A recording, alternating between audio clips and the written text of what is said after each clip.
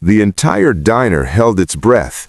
Nikolai Dravkov, the most feared Bratva boss on the East Coast, had just shoved a cup of coffee across the counter at the Waitress and told her, in front of every customer in the room, that she was beneath his notice. He thought she would apologize. He thought she would lower her head, refill the cup, and disappear back into the wallpaper where girls like her belonged. He was wrong. Instead of shrinking, Sloane looked him dead in the eye, and she answered him, not in English, but in the guttural, clipped street dialect of St. Petersburg's criminal quarter, a dialect that hadn't been spoken openly in this city in over a decade. The words hit him like a closed fist. His lieutenant's hand flew to his jacket. The enforcer behind him went rigid. In that instant, Nikolai Dravkov understood that the girl in the blue uniform wasn't just a waitress. She was a ghost he thought his organization had buried. And she was the only person alive who could destroy him or save him.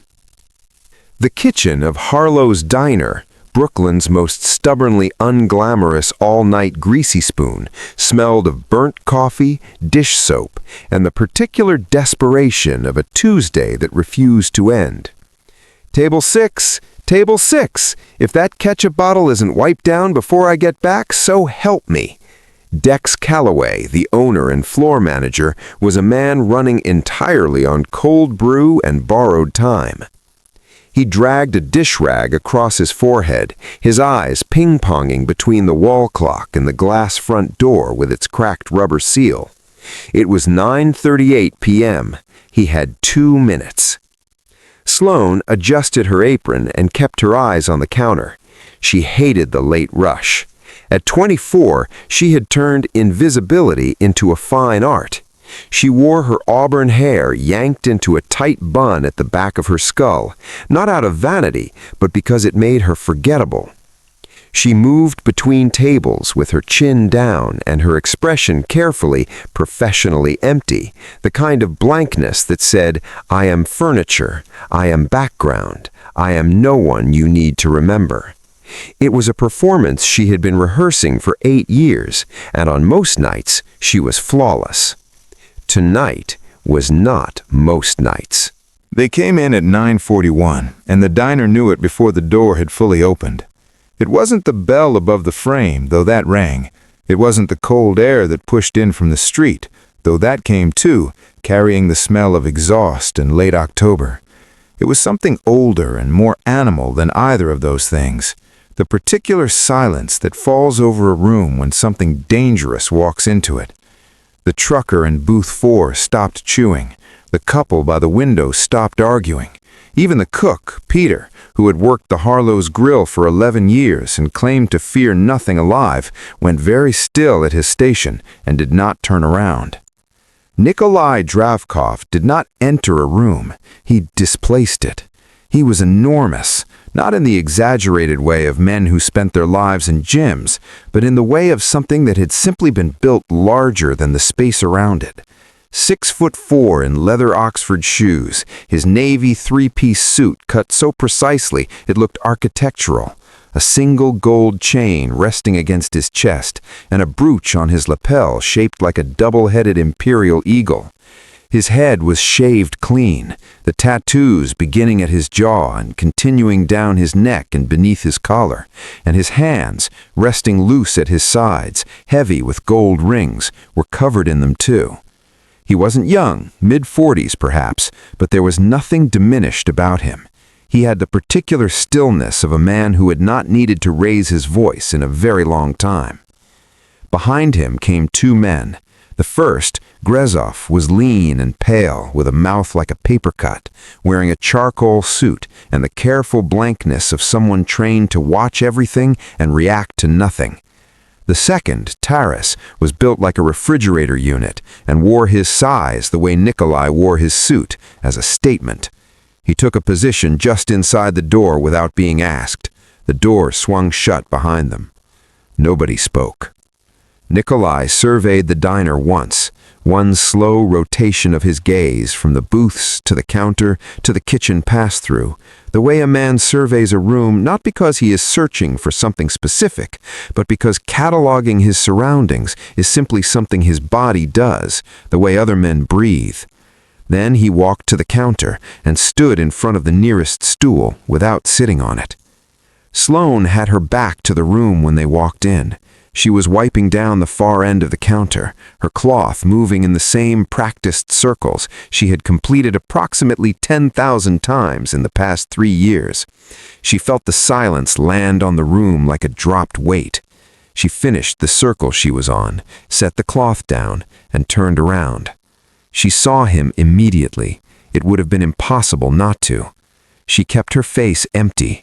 She picked up the coffee pot, walked to the counter, and stopped on the other side of it, 3 feet from where he stood. Up close, he was even outsized. The brooch on his lapel caught the overhead light and threw a small gold point across the counter between them. "What can I get you?" Her voice was even, professionally flat. The voice of a woman who had been asked that question so many times it had stopped being language and become reflex. Nikolai looked at her for a moment without responding. Not rudely, or perhaps rudely, but not with obvious intent. He simply assessed her the same way he had assessed the room, as a matter of course. Then he said, in clipped, lightly accented English, "Coffee, black." Sloane turned the cup on the counter, filled it, and slid it toward him. He let it sit for a moment. Then he picked it up, took a single sip, and set it back down. His expression did not change.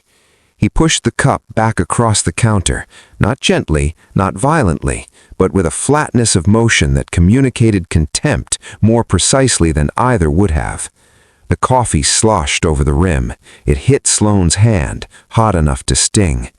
The diner, which had begun to breathe again in small, cautious increments, stopped entirely. Nikolai said nothing. He simply looked at her, the way a man looks when he is waiting for something he already considers inevitable.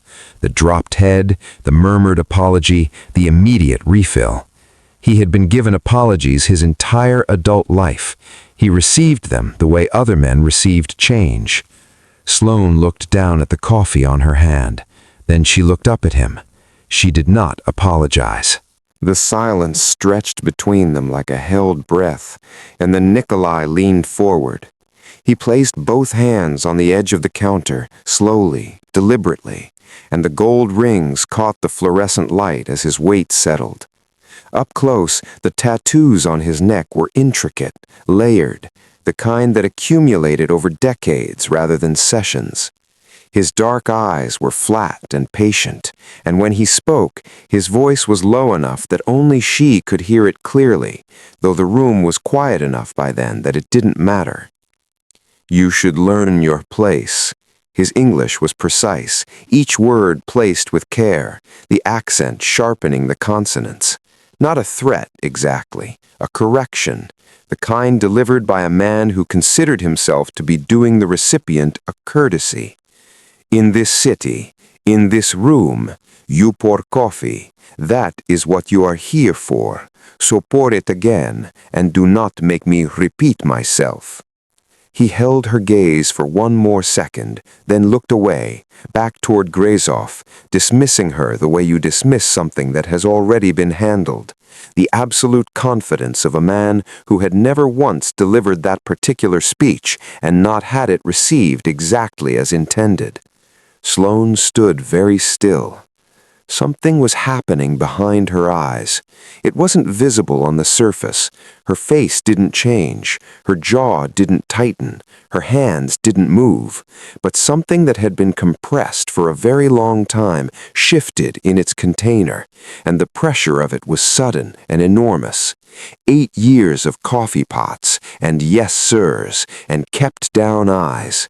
8 years of shrinking her posture, and dulling her vowels, and wearing her hair in a bun that made her look like anyone and no one. 8 years of a name that wasn't hers, and a city she had chosen specifically because it had no memory of her. 8 years cracked straight down the center. She set the coffee pot down. The sound it made was small and exact.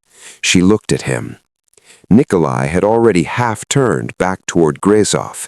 He sensed rather than saw the shift in her stillness, some change in the quality of her silence, the way the air changes fractionally before a storm commits to itself, and he turned back. He looked at her face. Something in his expression adjusted, almost imperceptibly, the first flicker of recalibration. She spoke. It wasn't English. The sounds that came out of her mouth were Russian, but not the Russian of classrooms or translation apps or the careful tourist phrases that occasionally wandered in off the street. It was the dialect of the Vyborgsky district of St. Petersburg, guttural, clipped, the consonants bitten off at the back of the throat, the vowels compressed into something harder and more utilitarian than standard speech. It was the dialect of back streets and dock workers and men who conducted business in basements, the dialect of the quarter where the Bratva had been born in the wreckage of the Soviet collapse, spoken in the specific cadences of the criminal world that had built itself in those streets. The words were simple.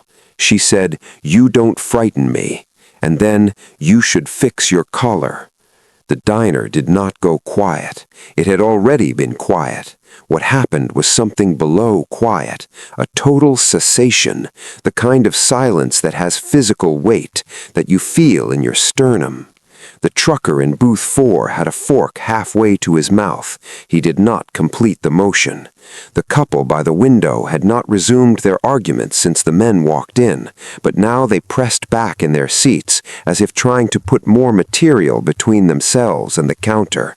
Grezov moved first. His hand went to the inside of his jacket, not drawing, not yet, but finding the grip, locating it with the automatic precision of long practice.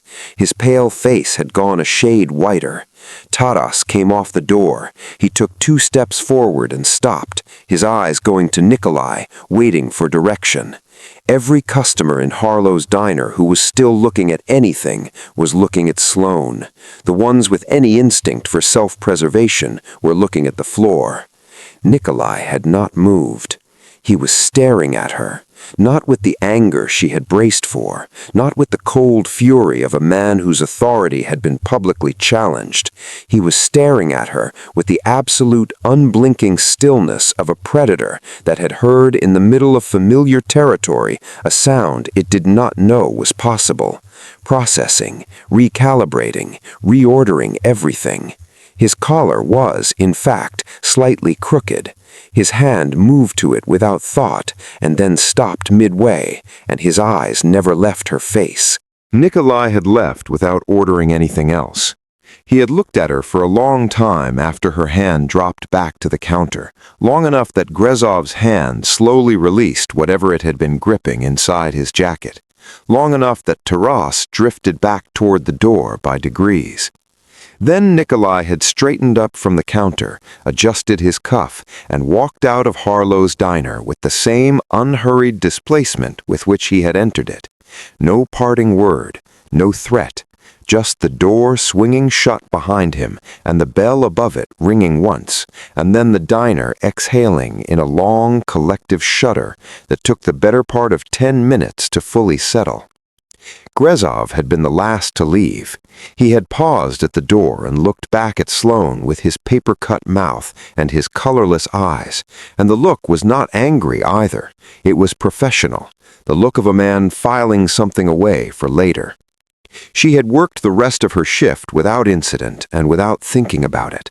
That was the trick she had learned long ago. You do not think about the thing until you are somewhere safe enough to think about it, and you do not waste energy deciding whether you are going to be afraid, because the fear is either useful or it isn't, and you won't know which until later. So she refilled coffee and cleared plates and smiled at Peter when he slid her the end-of-night bowl of soup he always pretended was an accident, and she waited. At 11:50 p.m., Dex counted the register and told her to get out of his sight and get some sleep. She untied her apron, pulled her coat from the hook by the kitchen door, and pushed out through the back exit into the alley. Grezov was already there. He was standing about 4 feet from the door, hands in the pockets of his charcoal jacket, and he moved the moment she appeared, not rushing, not lunging, just stepping smoothly to his left, so that he was between her and the far end of the alley before she had fully processed that he was present. He did it the way professionals do things, without drama, without announcement, as a simple matter of positioning. She stopped. The door swung shut behind her. The alley smelled of wet concrete and the dumpster against the far wall, and the only light came from a single yellow fixture above the kitchen exit and the ambient glow of the street beyond. He stopped 2 feet from her, close enough that backing away would require a deliberate step. He did not touch her. He didn't need to. "The dialect," he said. His English was better than Nikolai's, flatter, with less accent and more precision. "Where did you learn it?" It wasn't a question. The inflection was entirely absent, which was somehow worse than if it had been. Sloane kept her breathing even. "College," she said. "I had a Russian professor, Borodin. He was from St. Petersburg originally, taught language and literature. I spent a semester there junior year." She let a small, rueful note into her voice, the tone of someone explaining something slightly embarrassing. "I've always been good with languages. My roommates used to say it was annoying." Grezov looked at her. He had very pale irises, almost gray, and they moved over her face with the systematic patience of someone reading a document for inconsistencies. His right hand was still in his jacket pocket. It had not moved since she came through the door, and the particular angle of his elbow told her everything she needed to know about what the hand was resting against. "A semester in St. Petersburg," he repeated, "and the Vyborgsky dialect. Your professor taught you Vyborgsky." "He was from that district. He spoke it naturally. Some of it transferred." "Some of it," Grezov said. The silence sat between them for a moment. A car moved past the mouth of the alley without slowing. He didn't believe her. She could see it clearly, not in any dramatic shift of expression, because his expression didn't shift, but in the quality of his attention, which remained absolute and unaltered in the way of a man who has heard a plausible explanation and set it aside. He reached into his other pocket and held out his hand. "Your phone." She gave it to him. There was no version of this moment in which she didn't. He photographed the screen, then turned it around and photographed her face in the yellow light above the door, clinical and unhurried, as though documenting inventory. Then he held the phone back out to her. She took it. He leaned in, not threateningly, just close enough that she could hear him clearly without him raising his voice above the ambient noise of the street. "The boss wants to see you tomorrow, 10 a.m. You will come." He held her gaze for one more second, then stepped back, turned, and walked away down the alley without looking back. His footsteps were nearly silent on the wet concrete. Sloane stood alone under the yellow light, her phone still warm from his hands, the cold air moving gently against her face. She had 4 hours before she needed to make a decision. She spent 3 of them sitting at her kitchen table in Queens, staring at a cup of tea that went cold, and the 4th, lying on her bed, staring at the ceiling, her father's watch pressed between both palms. At 9:47 a.m., she put on her coat and left. She had told herself she was going to the diner first. It was a practical decision. She needed to tell Dex she wouldn't be in for the morning shift, needed to do it in person because Dex didn't trust texts and had a habit of calling back 4 times if you left a voicemail. It was also, if she was honest with herself, a delay tactic, a way of putting 40 minutes between herself and the decision she had already made at her kitchen table at 3 a.m. and had been pretending to still be weighing ever since. Going to the diner first made it feel less like walking towards something inevitable, and more like a series of small, manageable steps. Her father had taught her that trick too, though he hadn't meant it as a coping mechanism. She arrived at Harlow's at 8:10 and knew something was wrong before she got the key in the lock. The back door was already open, not ajar, open, swung inward, the rubber seal peeled back, the latch sitting wrong in the frame the way it does when a lock has been worked from the outside by someone who knows what they're doing. She stood in the doorway for a moment and listened. The kitchen was dark. The grill was cold. The only sound was the low hum of the refrigeration unit and something else beneath it, irregular, that took her 3 seconds to identify as breathing. She found Dex in the office at the back of the kitchen. He was zip-tied to his desk chair, wrists behind him, ankles to the legs, the plastic pulled tight enough that his hands had gone a dark reddish color. His face was worse. Someone had been thorough about it without being excessive, the way professionals are. Enough to hurt, enough to make a point, nothing structural. He was conscious. When she came through the door, he made a sound that was partly relief and partly humiliation, the sound of a man who has been waiting for hours and is ashamed of needing to be found. She cut the ties with the box cutter from the kitchen drawer and didn't ask questions until his hands were in front of him and he had stopped shaking. Then she asked who, and he shook his head. They'd come in through the back, 2 of them. He hadn't seen their faces, they hadn't spoken. Just the chair and the plastic, and then they were gone. The mirror above the office sink told the rest of it. Written in red marker, large enough to read from the doorway, an address in red hook, a time, 10 a.m., and a single word in Cyrillic beneath them, Pridti. She didn't need to translate it. She had known that word since she was 12 years old. She helped Dex to the counter and got him water and told him to call someone, a friend, his sister, anyone. She told him not to call the police. He looked at her with his swollen eye and didn't argue, which told her that some part of him had already understood that the men who came through his back door last night were not the kind of men the police were useful against. She left through the front. She was 3 steps onto the sidewalk when she saw it, a gray sedan parked at the curb on the opposite side of the street, facing the diner, engine off. It had been there long enough that the windshield had fogged slightly in the morning cold. The driver was a shape behind the glass, not moving, not looking at a phone, just present, watching. She kept walking and didn't look at it again directly. Her father had taught her the geometry of surveillance before she knew what the word meant. The angle of the vehicle relative to the entrance, the engine off, meaning they weren't planning to move quickly, meaning they had been there long enough to feel settled. The slight forward lean of the silhouette, the particular stillness of someone actively watching as opposed to simply waiting. Grezov's men arrived after Nikolai. She had seen them pull up last night in black vehicles. This gray sedan had been here since before dawn. She could tell by the fog pattern on the glass, the way condensation accumulated over hours of cold idleness. Whoever was in that car had not come with the Bratva. They had arrived first. They had been watching Harlow's diner before Nikolai Dravkov ever walked through the door, which meant that last night was not a coincidence, and she was not the waitress who had drawn the wrong customer. She was the target around whom everything else had arranged itself.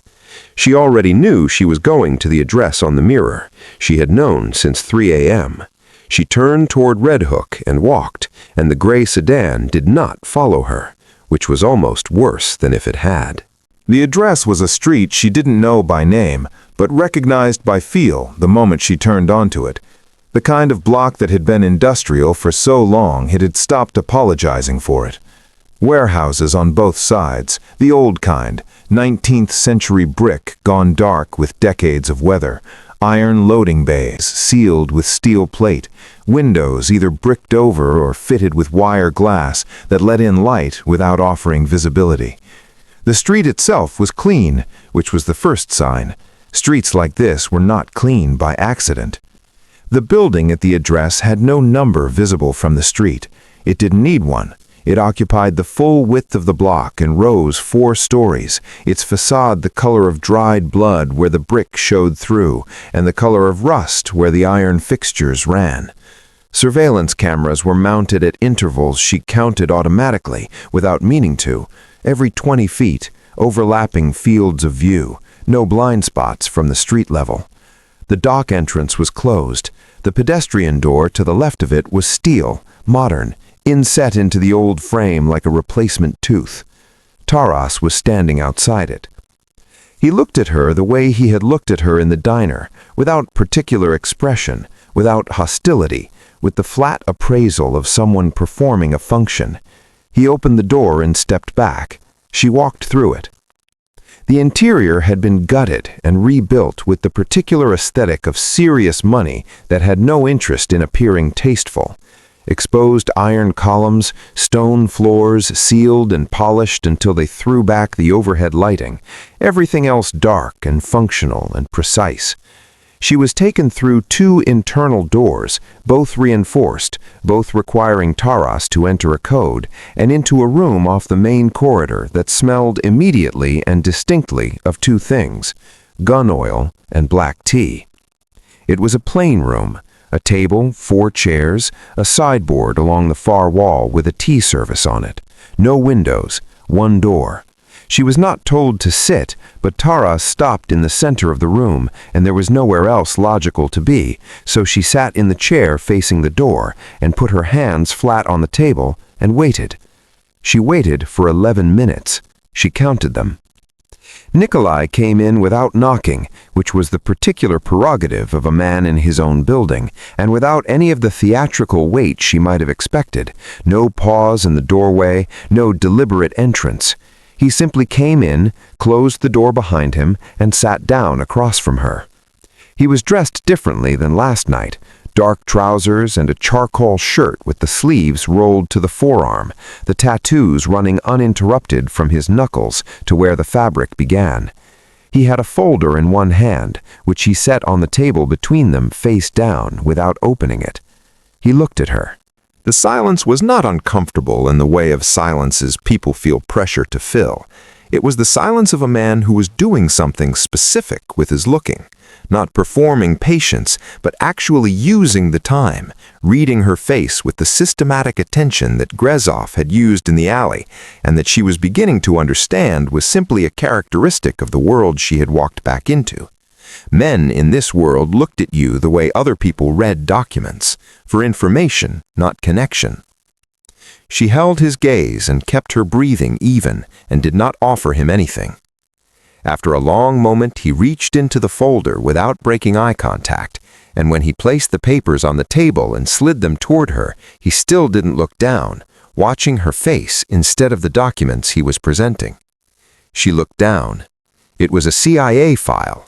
She knew the format before she read a word, the header structure, the classification stamps, the particular way the agency organized an asset summary.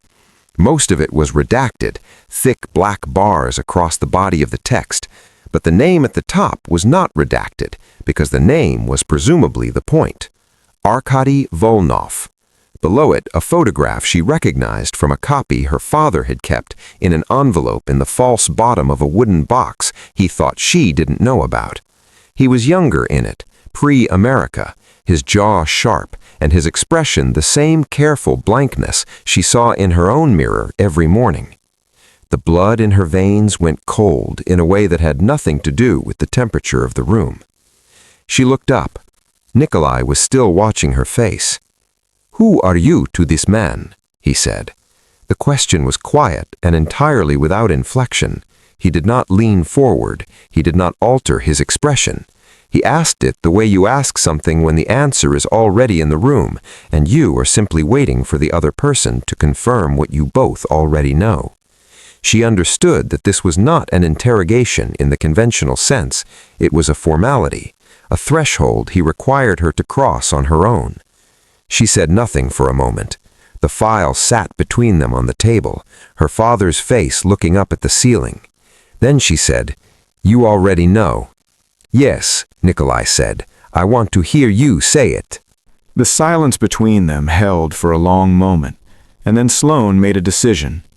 Not about whether to tell him. She had understood since the alley, perhaps since earlier than that the telling was inevitable, that the only variable left was how much of herself she surrendered in the act of it. She had been calculating that since she left her kitchen table in Queens, and she had arrived at the same answer every time. give him the shape of the truth, not all of it, not the parts that could still be weapons, just enough to explain the watch and the dialect and the file on the table, enough to establish what she was and wasn't, enough to make the next conversation possible. She said, "He was my father." Nikolai did not react visibly. He had either expected it, or he had the kind of discipline that had long since made expectation and surprise functionally indistinguishable from the outside. He simply let the words exist in the room for a moment. Then he stood up. He didn't move toward the door. He came around the table, unhurried, the way he did everything, with that total absence of wasted motion, and stopped beside her chair. She kept her eyes forward and her hands flat on the table, and felt the displacement of air as he settled beside her, the sheer physical fact of him at close range.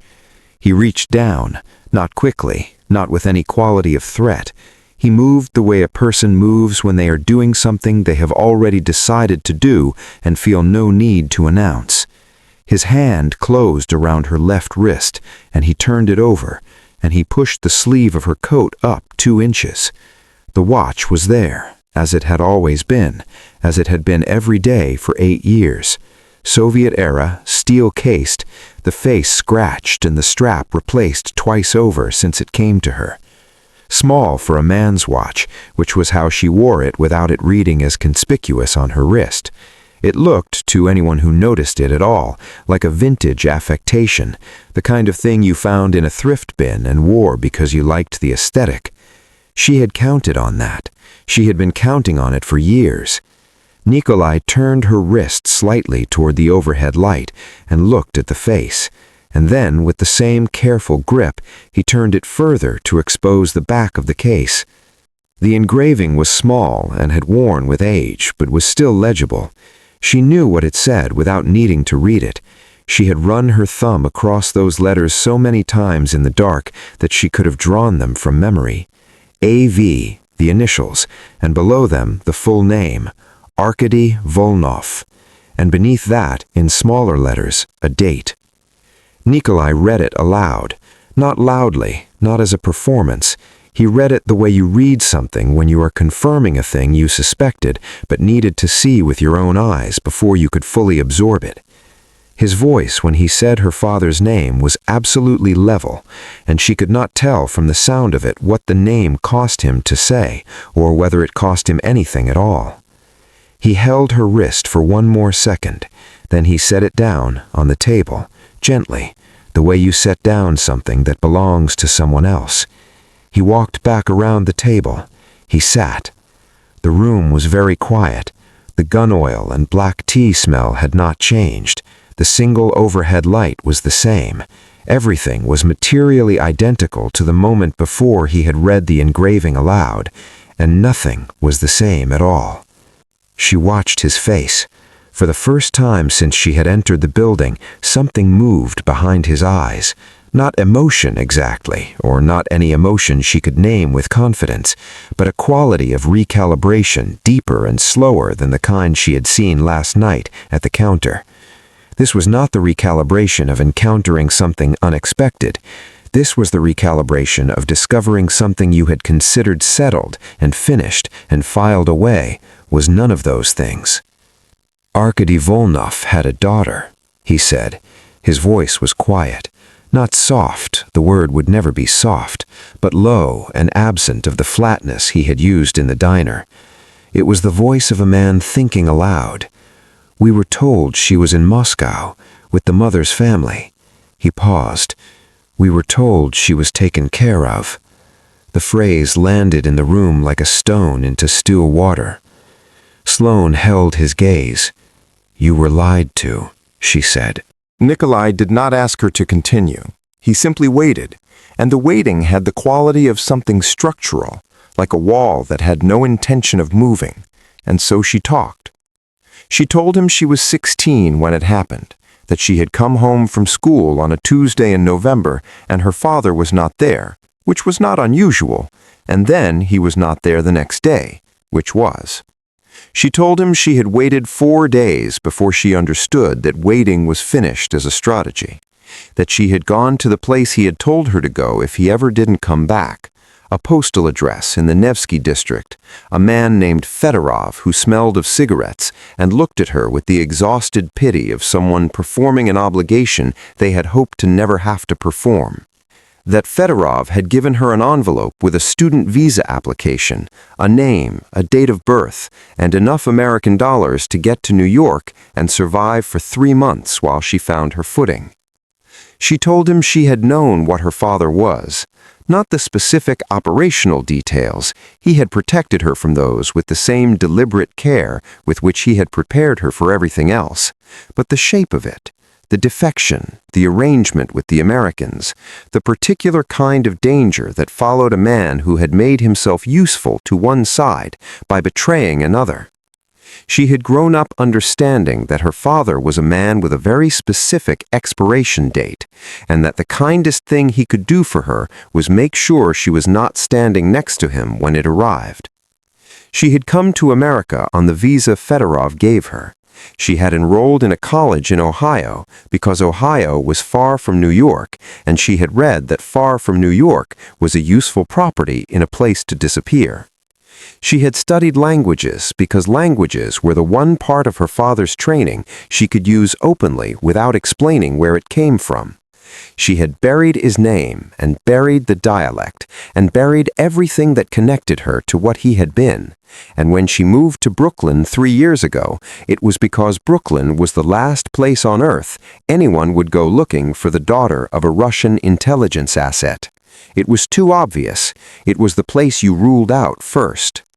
She did not tell him about the files. She did not tell him what Fedorov had said before she left, or what her father had built into the visa envelope alongside the cash. She gave him the shape of the truth as she had decided, and she stopped where the shape ended. When she finished, the room was quiet for a moment. Nikolai had not moved during any of it.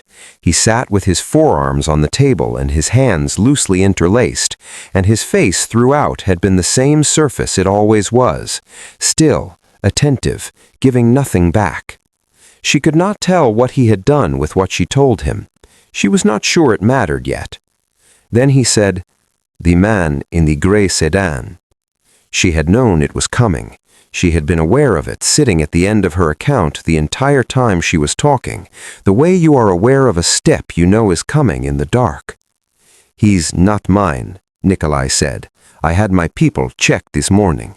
No one parked on that street. No one was assigned to watch the diner before last night." He paused.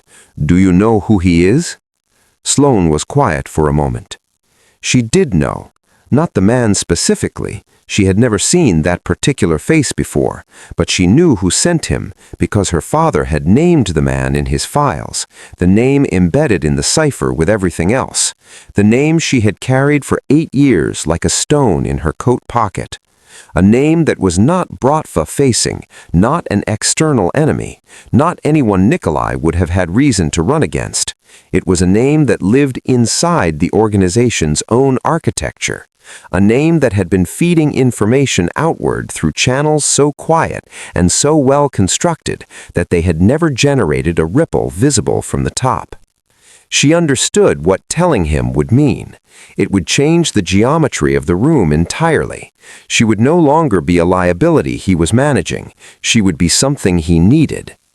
She looked at him across the table and made the calculation and said, "The man in that car works for someone inside your organization." Nikolai's hands on the table went very still. "My father knew his name," Sloane said. "He put it somewhere safe before he disappeared. I know how to find it." Nikolai had just opened his mouth to respond when the door came open. It was not a knock. Grezov came through it the way people come through doors when the information they're carrying has overtaken their manners, moving fast and slightly off balance, his pale face carrying an expression she had not seen on it before. Not panic, because she suspected panic was not something Grezov permitted himself, but the controlled urgency of a man who has encountered a situation that requires the immediate attention of someone above him.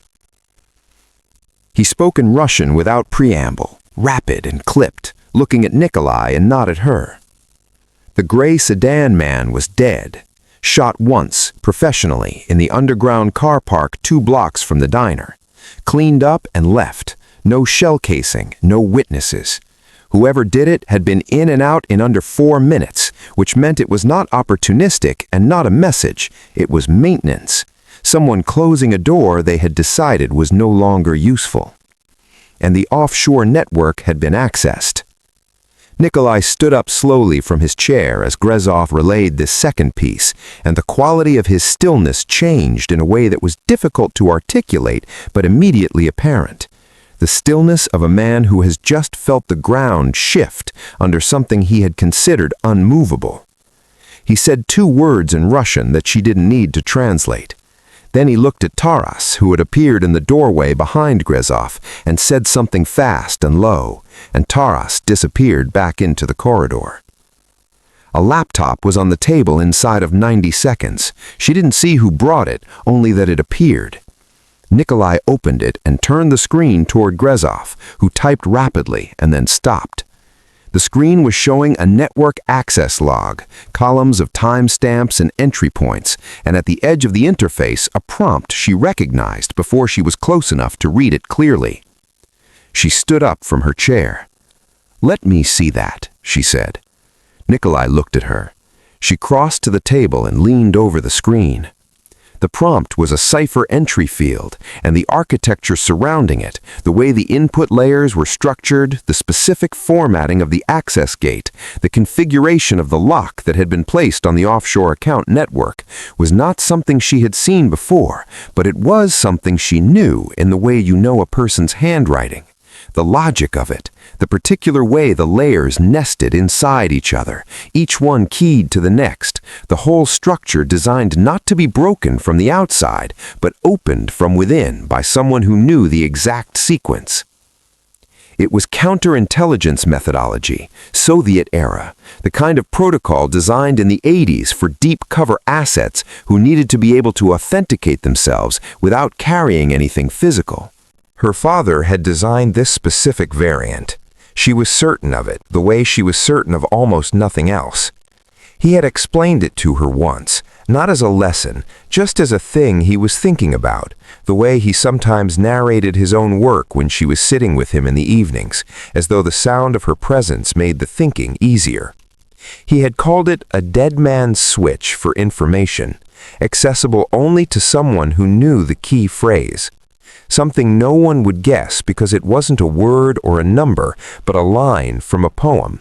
The 3rd line of the 2nd stanza of a Tsvetaeva poem he had read to her so many times as a child that she had stopped hearing it as language and started hearing it as something else, like weather, like a particular quality of light. She straightened up. She looked at the prompt field. "I need to type something," she said. Nikolai was watching her face again. "Then type it," he said. She sat down in front of the laptop. The room was very quiet. Grezov was standing to her left and slightly behind her, 3 feet away, which she registered without looking. She placed her fingers on the keyboard and she typed the line, not transliterated, in Cyrillic, exactly as her father had recited it, the specific archaic form of the verb that Tsvetaeva had used in the original, the form that no automated system would ever generate as a guess because it didn't exist in modern usage. She hit enter. The screen went dark for 2 seconds. Then it opened. The files were extensive, account structures, routing records, organizational charts, years of transactions, and at the top of the decrypted header, in plain text, a name designated as the controlling intelligence behind the mirror network. The person who had built a second organization inside Nikolai's own, quietly, over years, using his infrastructure, his contacts, his money. Grezov. Sloane became aware simultaneously of 2 things: Nikolai's breathing, which had changed, and the sound behind her left shoulder, small, mechanical, unmistakable, of a weapon being drawn from its holster. What happened next was very fast and very loud, and then, abruptly, neither. She had already moved by the time the weapon cleared the holster, not toward the door, not away from Grezov, but sideways and down, out of the standing line between him and Nikolai, because the one thing her father had drilled into her before tactics or languages or any of the other things he had considered essential was this: when a gun comes out in a closed room, the most dangerous place to be is between the two people who have a reason to use it. She went to the floor beside the table and stayed there and did not look up for the 3 seconds it took for the room to finish being what it was. Nikolai did not draw his own weapon. He didn't need to. She heard Taras come through the door. She had not seen Taras in the corridor when she sat down, which meant Nikolai had placed him there at some point during her account without her noticing, which told her that some part of him had already been running a parallel calculation she hadn't been aware of. The sounds that followed were brief and final. There was a struggle of perhaps 4 seconds, and then a single impact, and then silence. Then Nikolai's voice, low and very controlled, issuing instructions in Russian she didn't try to follow. She stayed where she was until the room settled. When she stood up, Grezov was gone, and Taras was in the doorway, with his jacket torn at the collar and his expression unchanged, and 2 other men she hadn't seen before were doing something in the corridor that she deliberately did not look at. The laptop was still open on the table. The screen was still showing the decrypted files, the accounts, and the name at the top of all of it. Nikolai was standing in the center of the room. The space had a different quality now, not chaotic, nothing so dramatic as that, but rearranged in some fundamental way, the way a room feels different after something structural has been removed from it. 20 years, she imagined. Grezov had been with him for something like 20 years, and the files on that screen showed that for at least 11 of them, he had been building a second kingdom in the negative space of the first, patient and invisible, and apparently loyal until the moment he wasn't. The betrayal was thorough. It was almost architectural in its construction. It would take months to fully map. Nikolai crossed to the laptop and typed 4 commands that froze the accounts and locked the network access entirely, then closed it. He stood with his back to her for a moment, his hands on the table, looking at the closed screen. Then he turned. She was sitting on the edge of the table. There was nowhere else in the room that was obvious now that the chairs had been displaced in the brief, violent geometry of what had just happened. Her coat had been pulled at the shoulder, she didn't remember when, and the seam had given slightly, the fabric gaping at the sleeve. Her father's watch was on her wrist. She was aware of both of these things, in the detached way you become aware of physical details when the adrenaline is receding and your body is beginning to conduct an inventory. He crossed the room and stopped in front of her. He was very close, and she had to tilt her chin slightly to hold his gaze from where she was sitting, which put them at a particular angle to each other. Not equal, because nothing about their respective positions in the world was equal, but proximate in a way that had nothing to do with threat. He looked at her for a long time, not reading her the way he had read her in the interrogation, not conducting the systematic assessment she had grown familiar with over the course of the past hour. He was looking at her the way a man looks at something that has genuinely surprised him, and she had the sense that this was not a condition he encountered often, or that he knew precisely what to do with. "You could have run," he said. "When Grezov drew, you could have gone through the door." Sloane looked at him steadily. "My father taught me you don't run from a fight that was always going to find you." Nikolai was quiet. The compound around them was not quiet. She could hear movement in the corridors, voices, the machinery of an organization beginning to respond to what had just been discovered. But in the room itself, the silence had a different weight now. Not the silence of 2 strangers calculating each other, something that had not been named yet. "You are not leaving this compound," Nikolai said. "Sloane Merritt." He said her name the way he had said her father's from the engraving, carefully, as though its weight was still being determined. "Not tonight, not until I understand the full shape of what your father left behind." He paused. Not until I know you are safe."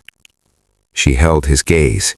She thought about the gray sedan and the zip ties and the postal address in the Nevsky district and the envelope with its borrowed name and its stack of American dollars and the 8 years of coffee pots and kept-down eyes and hair in a bun that made her forgettable. She didn't argue. The poor waitress from Brooklyn was gone, the girl who had perfected the art of being unremarkable, who had worn invisibility as a second uniform for 8 years, who had chosen this city because it would not remember her. She was gone too. What remained was sitting on the edge of a table in a converted Red Hook warehouse with a torn coat and her dead father's watch on her wrist, holding the gaze of the most dangerous man in the city without looking away. It didn't have a name yet, but it wasn't afraid. Thanks for watching. If you haven't subscribed yet, hit that button now. It keeps these Mafia legends alive. Like, comment, and I'll see you in the next upload.